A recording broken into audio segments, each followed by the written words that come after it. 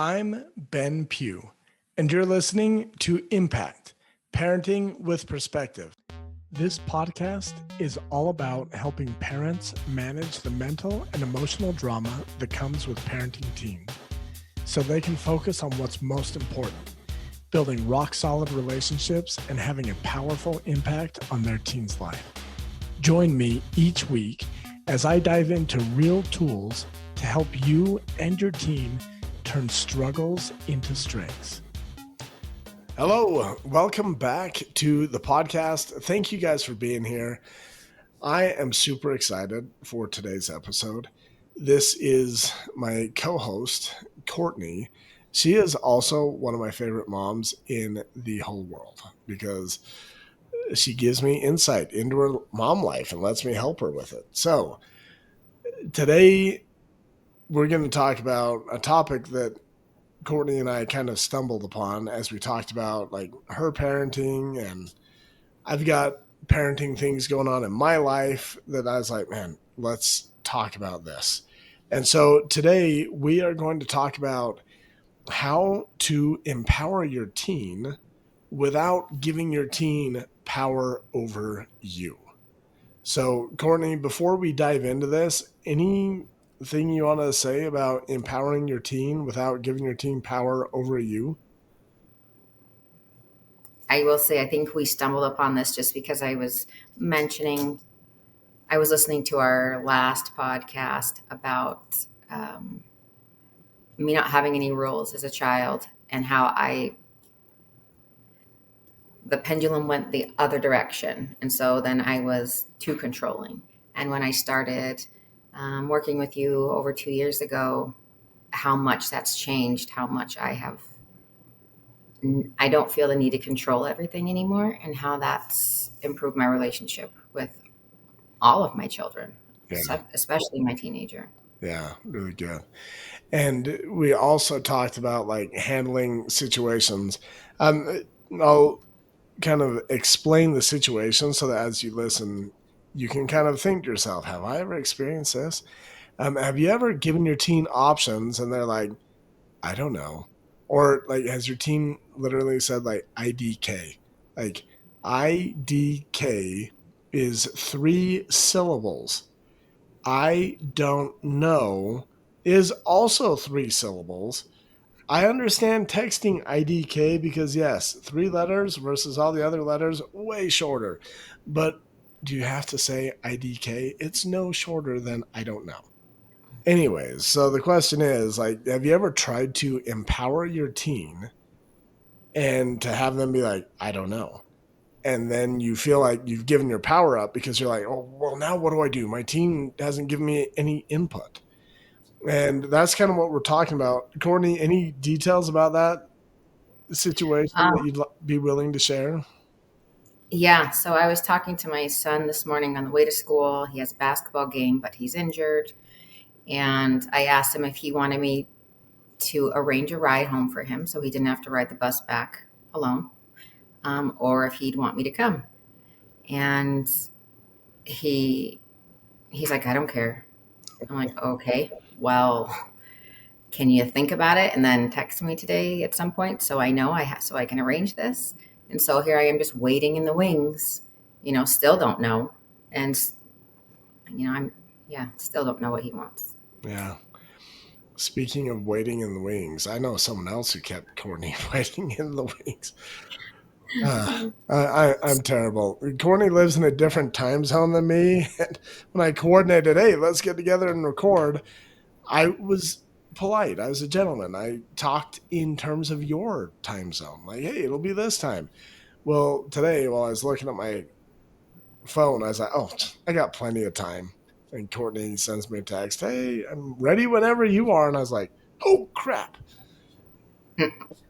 It teaches me patience. Yeah, that's what I'm here for, Courtney. As if raising teenagers and having a spouse wasn't enough to teach you patience, you also get me just to make sure that you understand it really well. Anyways, this is something that I see all the time. I feel like with a lot of what I teach, you kind of have to be careful to not like take it too far. Like, I am a huge proponent of empowering our teenagers. Like, how do I give my teen choices? How do I hold them accountable? How do I help them be responsible for themselves? And sometimes it's really easy to take that too far and give your teen too much power. And now you're like, I don't know what I'm doing because my teen hasn't made up their mind. And as we were talking about this, uh, I was just talking about, no, here's how I like to handle this. So I want to give you a few steps to really help you empower your teen without giving your teen too much power. I love asking teens questions. Just today, I got the opportunity to go speak at a couple of classes at our local high school. It was awesome. And I'm asking questions, trying to get their response. The thing is, if your teen is like my teens or like Cortni's teen, anytime you ask him a question, you are likely to get one of two answers. Either I don't know or I don't care. And I don't know. Cortni, would you say that's accurate? Are those the two most common answers for you? Absolutely. Out of those two, which one is more popular? I don't know or I don't care? It's a toss up. Depends on the question. Yeah. I don't know probably is the most. Yeah. He doesn't know anything. And I say, Ben always says, I don't know. It's just the lazy man's answer. Like, you're too lazy to think of an answer. Yeah, exactly. I love that you picked that up for me. Okay. So here's the way I like to do it. Let's a similar situation to what Courtney's going through. If I were to ever ask my team, hey, you're not playing today. Do you want me to go to the game? If my team was like, I don't care, or I don't know, I've done my job. I've empowered my team by asking them a question. To avoid giving them power over my life, the next thing I want to do is make a decision. So, like, if my son were injured and he weren't playing, I might totally be like, hey, you're injured. You're not going to play. Do you want me to go to the game and support you or not? And if he's like, I don't care, then I'm going to take control. I'm going to be like, you know what? You're not playing, and I've got a lot of things to do, so I'm going to go ahead and just stay home. I'm keeping control over me. I'm making my choice. And either answer is fine. I could be like, yeah, you're not playing, but you know what? I really enjoy watching your team. I love your players. So I'm going to go ahead. I'm going to come anyways, and I'm going to come watch, and I can give you a ride home afterwards. The thing that I've found when you do this, when you ask an empowering question, and parents, write this down. This is a super easy trick to help your teen make a choice. But if you ask, hey, do you want me to blank? You fill in the blank. Like, do you want me to go to your game? And they're like, I don't really care. When you make a decision as a parent, your teen gets to choose how they're going to react to that decision. There's another chance your teen could be like, well, actually, I don't want to ride the bus home. So I guess, yes, I would like you to come. Now you get to choose. Like, you know what?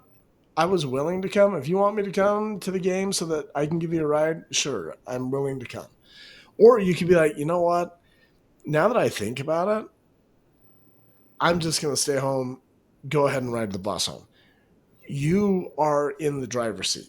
The problem that I see happening is a lot of times parents will try to empower their teen. Their teen will be like, I don't know. And then the parent will be like, well, now I don't know. Like, how do I do what you want if you don't tell me? And then you now have two disempowered people. The teen who is refusing to make a decision, and you who are hoping to base your decision based on your teen's decision. So, Courtney, go ahead. Anything you want to chime in on here? I think I'm going to go. He says he doesn't care, but I feel like there's part of me that feels like he does care. And I do want to support his team. And I think there's players playing that haven't played all season. So I want to be there to support them too, because they're great basketball players. Yeah. So yeah, he doesn't really get a choice. Mom will show up. Yeah, there you go. When I talk about empowering teens, by the way, one of the most important things to keep in mind, one of my most fundamental teachings is for you to be the change that you want to see in your teen. It is not empowering to your teen for you to disempower yourself, because you're giving away your power. You're modeling the wrong behavior. I like what you just said. Like, you know what? I want to go. Like, you've already asked your teen, you've empowered him by giving him a choice, but his choice really doesn't have that much bearing on your choice. One of the things I love as a parent, I can change my mind all the time. And my teens know this, and it drives them nuts. And then when my teen changes his mind, I'm like, see, look, you do it too. We're fair. Yeah. But just knowing, hey, I've given you the choice. You didn't care. I'm making my choice based on who I want to be. So that's powerful. Yeah. Where else does this apply? Like, any other areas in your life where you try and get your teens' input, you try and empower them, and they're like, I don't care. I mean, it applies to dinner time. Sometimes I ask what he wants for dinner. I don't know. I don't care. So I will make the decision for you, because I'm sure once I start making something he doesn't like, he'll care. Another thing we were briefly talking about is wanting our kids to be proactive in sports, or like too much pressure to do good, or what were we talking about before? Yeah. This is really good. So, to this mom, you might be listening. There's a mom that I work with. She texted me recently and she's like, hey, my son is really struggling. He's struggling with his mental health as he's doing his sport. I need you to work with him and help line him out mentally and emotionally. That's not exactly what she said, but that's a rough. Get his confidence back up, Yeah, like build his. positive self-talk. Yeah. The other thing to keep in mind, this young man did not want to work with me, which totally broke my heart. Actually, I've worked with enough teens to know that one minute I can be pretty cool, and the next minute they can be like, why would I ever want to talk to him? And that's okay. You get your decision. The thing is, this is kind of similar to what we're talking about right now, empowering your teen without giving your power away. Mm-hmm. I'm excited to talk to this mom because I want to talk about how she's focused on things outside of her control, like her teen's mental and emotional state, which I get it. It's important. We want our teens to be mentally and emotionally healthy. The problem is your teen might not be willing to do anything about it. They might not. Like, this family has coaching sessions that they've paid for that I'm like, whenever you're ready to use them, here I am. And the teen doesn't want to take advantage of those. That's okay. Don't give your power away. Don't make your life miserable while you wait for your teen to make some changes. That's you trying to empower your teen, but giving all of your power away. If your teen's not willing to do the work, that's okay. You do the work. Be the Mm-hmm. example of the change. Be the change that you want to see. For this mom, when I hear parents that are worried about their teen like losing all confidence and being down in the dumps, the thing I want to warn parents, I'm like, you sound like you're worried about your teen. Well, yeah, of course I'm worried. They're depressed. They're sad. They're not performing well in their sport. If you're worried about your teen is going to be even more worried about themselves. Like, well, geez, like, how bad off am I? And with sports, it's really hard because we have attachments to how well we want our kids to do in sports. And we're like, no, but Ben, you don't understand. Basketball is super important, or wrestling, or whatever the sport is. And the truth is, the most powerful thing that you can do to empower your teen is to let them suffer the consequences that they're creating. Mm-hmm. And for you to know who you want to be as a mom in the face of those consequences. Like, man, my kid can get cut from the team. And rather than being like, oh no, what are you going to do now? I'm going to be like, you'll be okay. Like, think of all the time now that you have to go work even harder. Like, how do we use this to our advantage? So, Yeah.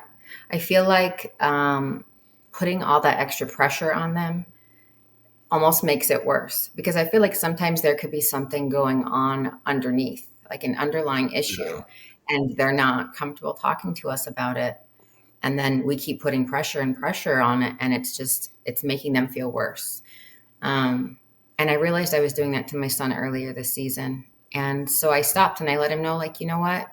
It doesn't matter how much you play. Like, I will be there to support you regardless. Because I will. That's all that matters is that he knows that. Yeah.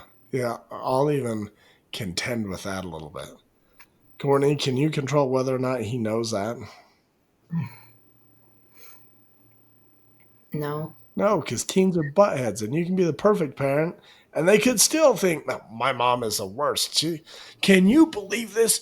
I told her I didn't care if she came in. She came to the game anyway. Like, the thing I want you to remember, like, when you say, man, I just want to make sure that he knows, it's more important for you to know. Yeah. And I can see the emotions coming to the surface here. Here's the cool thing. You know that you love him. You know that you're there for him no matter what. Don't give your power away by hoping that he knows that. That's so funny. It just jogged my memory. This morning when I was getting ready, I was thinking, I hope that when he's older, like I'm sure a lot of teenagers now are just like give 1 or 2 word answers and just we're so annoying to them. But I was thinking, I hope he appreciates it someday. But then that's me being attached to something, a desired outcome. And I need to let go of that because whether or not he appreciates that shouldn't make a difference on how I show up as a parent.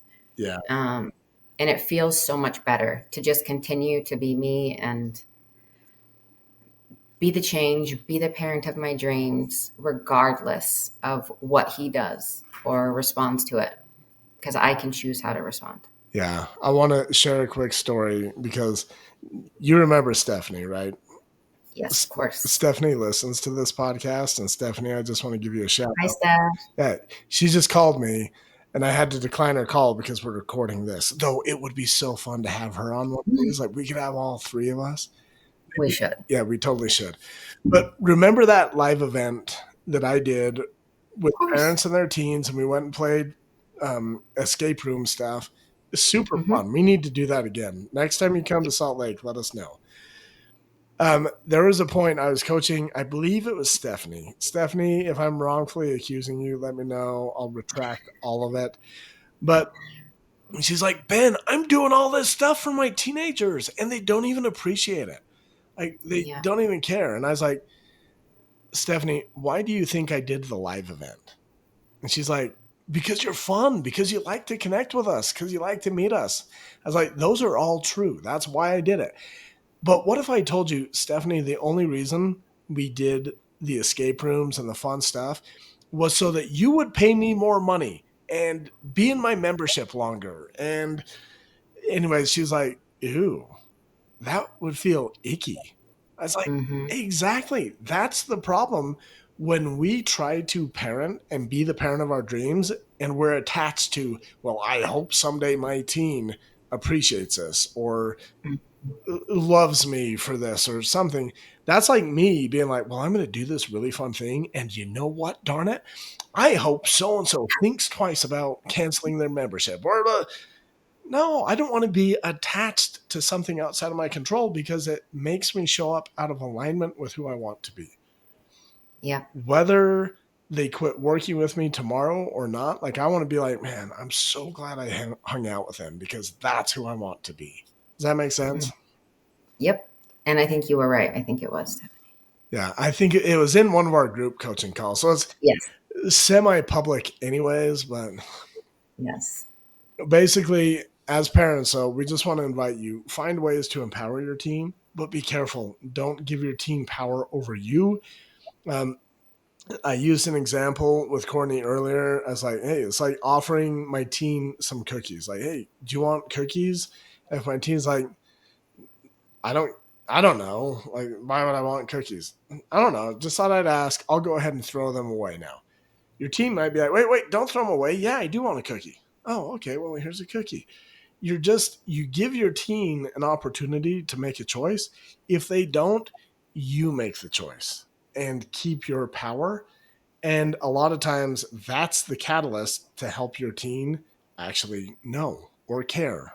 When previously they thought, no, I don't know, I don't care. But okay, Yeah. go ahead. I'm sorry. And letting them make choices where it's not going to have like a harmful consequence.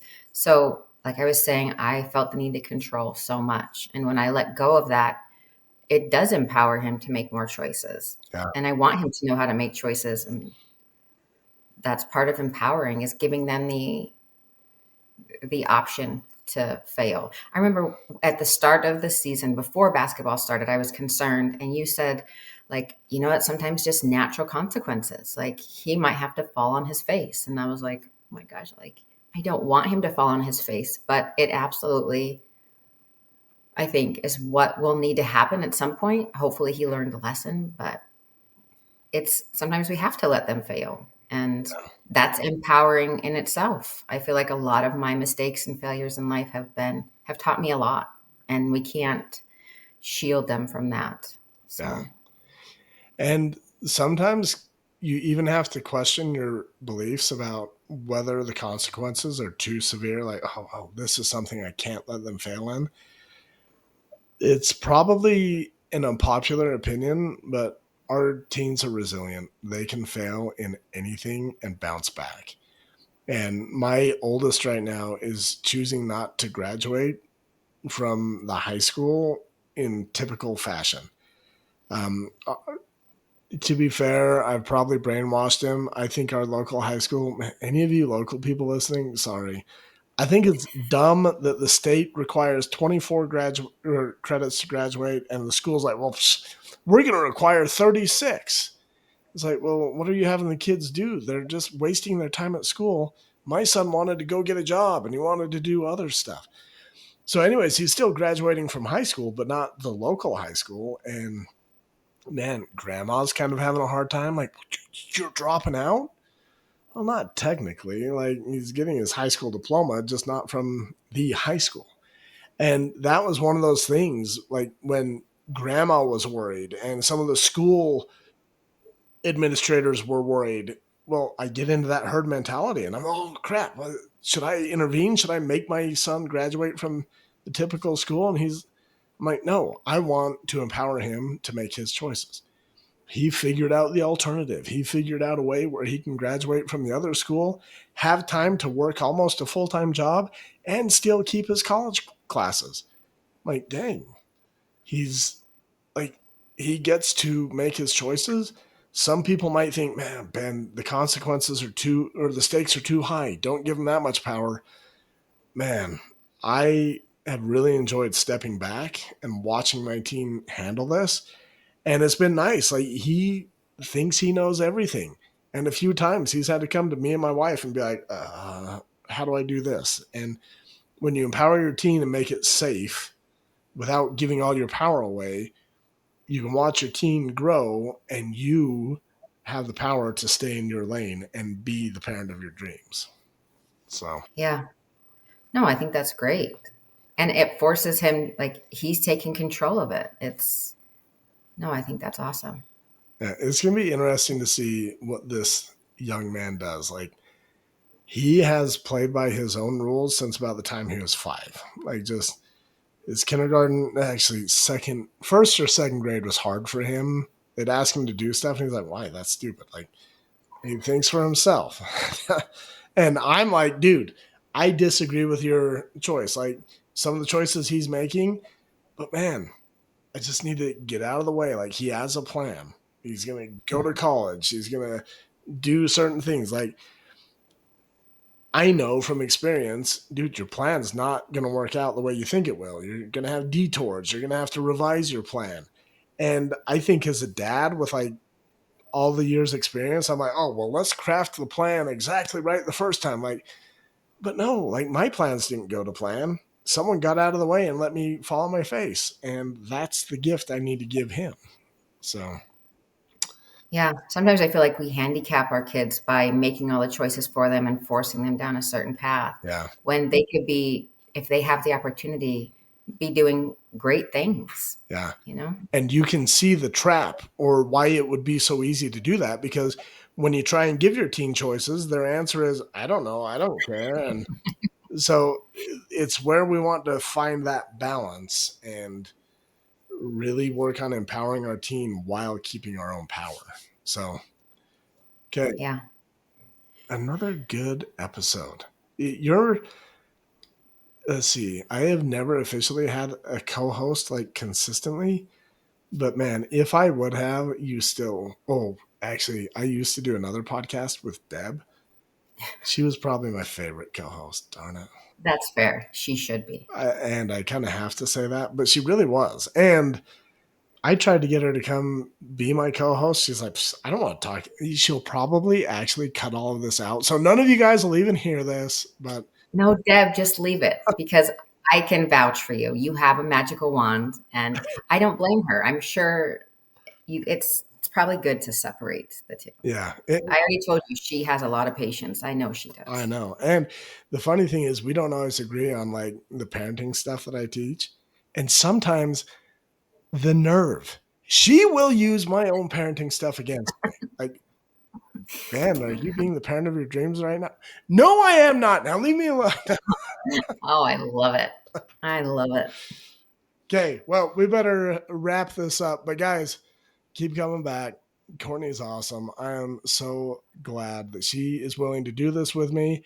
I am in a process right now, really clarifying some of the things that I want to do as a parenting coach. And while I'm doing this, I haven't been putting a lot of work into the podcast. And Cortni really does a lot to help bring up good topics that we should talk about. So, Cortni, thank you for being so awesome. Well, thank you. Thank you for helping me help you. Yeah. Me. Yeah. I Yeah. love helping you help me help you help me. But however we do that. And Stephanie, if you're listening, or also Sarah, you called me during this call. If you guys want to be on my podcast, coordinate with me and we'll have like a big old party or something. But you can't just call during the podcast and expect me to pick up. So, anyways. Okay. And those of you wondering, man, should I work with Ben? If you do, you'll get my cell phone number and it's just like we're friends and I help you be a better parent. So Win, win, win. Yeah.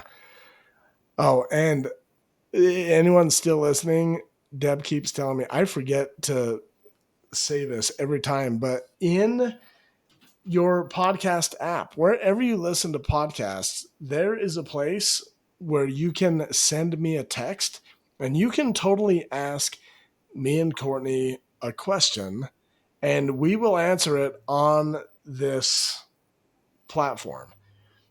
So if you go to my podcast and let's see, looks like you kind of have to scroll down a little bit. So down.